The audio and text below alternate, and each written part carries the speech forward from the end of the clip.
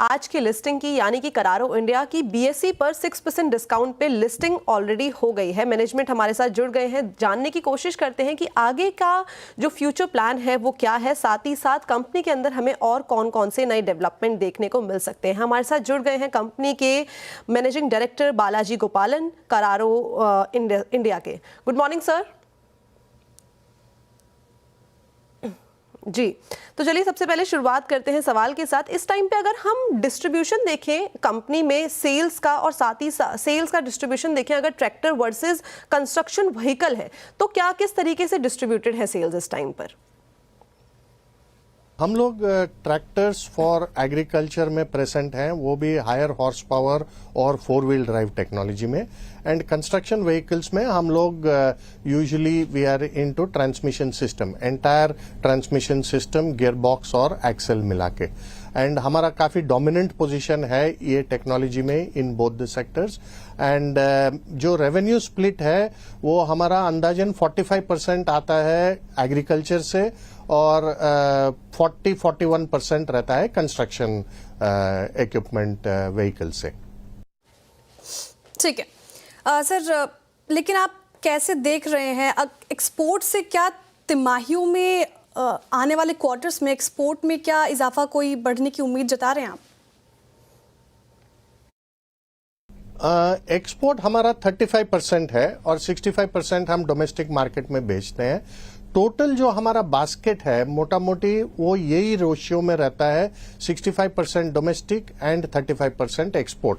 अभी जो मार्जिन की बात रही, जो एक्सपोर्ट का मार्जिन है वो ट्रायंगुलेशन एंड कॉन्ट्रैक्ट मैन्युफैक्चरिंग के थ्रू होता है, थ्रू आवर हेडक्वार्टर्स।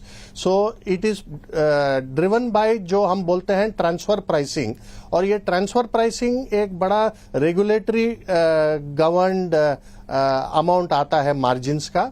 एंड मैं यही बोल सकता हूं कि जो एक्सपोर्ट का मार्जिन है वो इंडिया का लोकल मार्जिन के बराबर या उससे ज्यादा होना चाहिए, लेकिन जो एक्चुअल नंबर है वो टाइम टू टाइम वो एडजस्ट होते रहता है, वो प्राइस बैंड के अंदर।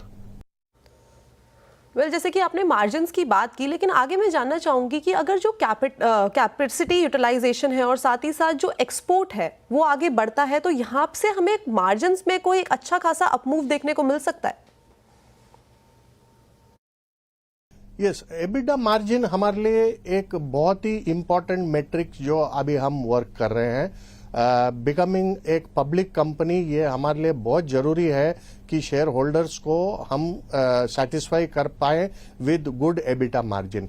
एबिटा मार्जिन ये एक और चीज कायम करता है कि प्लांट एफिशिएंटली यूज हो रहा है, इन्वेस्टमेंट्स कैपेसिटी यूटिलाइजेशन अच्छा हो रहा है, स्किल लेवल्स अच्छे हैं, राइट टेक्नोलॉजी यूटिलाइज हो रहा है। तो ये जो हो रहा है इसको हम अभी एक अफर्मेटिव एक्शन लेके उसको हम लोकलाइजेशन, एक मेजर फैक्टर है जो हमारा एक 4-5 साल पहले 67% था, आज अंदाजन 74% हो गया है, और आगे जाके हमें बहुत स्कोप दिख रहा है to go up to about 85-88% के रेंज में जाने का हमारा प्लान है। और ये सब कैसे होगा? Not just by negotiation with the customer और increasing the prices, we don't need to do that. हमारे जो इंटरनल वैल्यू इंजीनियरिंग और वैल्यू एडिशन जो हम कर रहे हैं और लोकलाइजेशन जो कर रहे हैं, नया टेक्नोलॉजी लेके आ रहे हैं, जो वॉल्यूम्स बढ़ने वाला है, absorption of fixed cost due to plant efficiencies,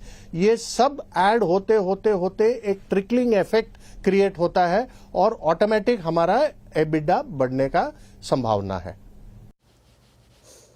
ठीक है, लेकिन सर जिस तरीके से इलेक्ट्रिक व्हीकल्स का क्रेज बढ़ते जा रहा है, एक इलेक्ट्रिक व्हीकल के दौर में उसके लिए आपकी क्या प्रिपरेशन है, कैसे तैयारी कर रहे हैं आप? यस, दिस इज बहुत अच्छा क्वेश्चन है, बड़ा रेलेवेंट क्वेश्चन है। Electrification and electric vehicle is futuristic and already ये सीडिंग हो चुका है इंडस्ट्री में।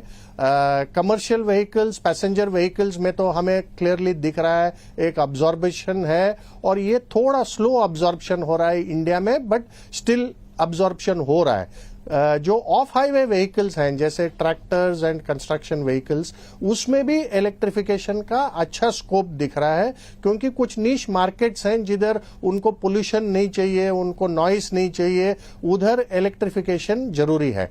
और करारो हमारा ग्लोबल जो R&D टेक्नोलॉजी है, उसमें हमारे पास हमारे जो प्रोडक्ट लाइनअप है, उसमें electric tractors and electric vehicles का हमारे पास कंप्लीट पोर्टफोलियो रेडी है, जो हम एक पेटेंटेड अंडर पेटेंट एक टेक्नोलॉजी है जो हम THE बोलते हैं, ट्रांसमिशन हाइड्रोस्टैटिक एंड इलेक्ट्रिक।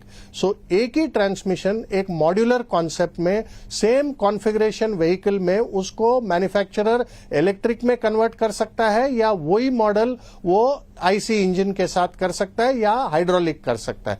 ये टेक्नोलॉजी ऑलरेडी हम फील्ड में टेस्टिंग चल रहा है बड़े बड़े OEMs के साथ, और जब भी मार्केट को ये जरूरत पड़े हम वेरी प्राउडली वेरी कॉन्फिडेंटली एक रिलायबल टेक्नोलॉजी हम इंडियन मार्केट को देने को तैयार हैं। एंड मुझे बड़ी खुशी हो रही है कि ऑलरेडी कुछ बड़े बड़े कस्टमर्स जो हैं इंडिया में, वो हमारे टेक्नोलॉजी लेके already field testing and prototyping of electric vehicle start हो गया है। जी, तो ईवी सेक्टर में काफ़ी बढ़िया प्रिपरेशन है करारो की। मूविंग फॉरवर्ड अगर हम देखें तो कैश ऑन बुक्स और साथ ही साथ जो ऑटो एंसिलरी स्पेस है, उसमें जो इनऑर्गेनिक ग्रोथ है, उसकी जो अपॉर्चुनिटीज़ है, उस पर आपकी क्या राय बनती है? और साथ ही साथ सर, रिसेंटली कोई एक्विजिशन के बारे में कंपनी प्लान कर रही है?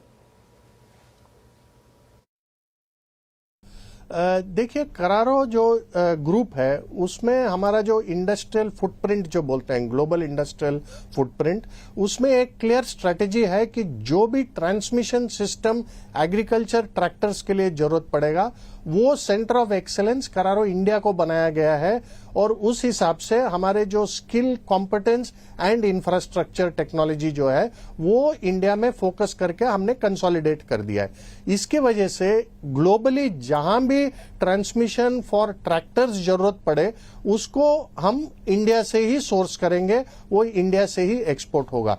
तो इसमें एक हमारे लिए बहुत बड़ा एडवांटेज है that globally Carraro India will be the centre of excellence for transmission for agriculture application. So ये एक बड़ी बात है।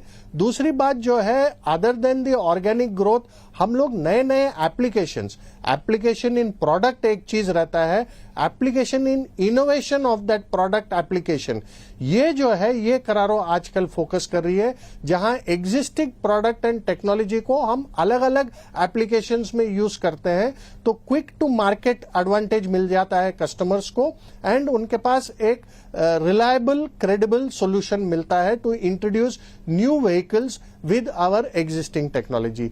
ये दो चीज ध्यान में रखते हुए हमको लग रहा है we are in a very confident position to support our customer needs. बहुत शुक्रिया सर, CNBC आवाज़ को अपना समय देने के लिए बहुत बहुत शुक्रिया। अब शो में आगे बढ़ते हैं और अगले कॉलर की तरफ बढ़ते हैं। हमारे साथ जुड़े हुए हैं दिल्ली से मनोज